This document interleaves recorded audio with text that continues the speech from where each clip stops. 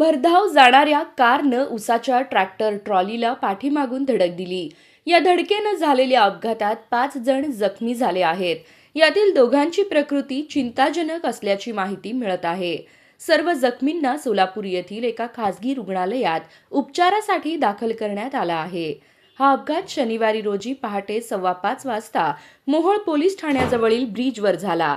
ज्ञानेश्वर सिद्धेश्वर वाकडे वय 48, चेतन बसवराज लामतुरे वय 22, सत्यवान निळकंठराव जाधव वय 47, तेजस सत्यवान जाधव वय 18, शुभांगी सत्यवान जाधव वय 37, सर्व राहणार पोकळगाव तालुका निलंगा जिल्हा लातूर अशी जखमींची नावे आहेत.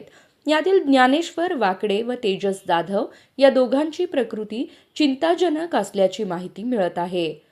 मोहोळ पोलिसांकडून मिळालेल्या माहितीनुसार सर्वजण कार क्रमांक MH24 CD 771 मधून सोलापूरच्या दिशेने निघाले होते. त्यावेळी मोहोळ शहराजवळील पोलीस ठाण्यासमोरील ब्रिजवर उभ्या असलेल्या ट्रॅक्टर ट्रॉलीला कारनं पाठीमागून जोराची धडक दिली. त्यात वरील 5 जण जखमी झाले. या अपघाताची नोंद मोहोळ पोलीस ठाण्यात झाली असून अधिक तपास अंमलदार अतुल क्षीरसागर करीत आहेत.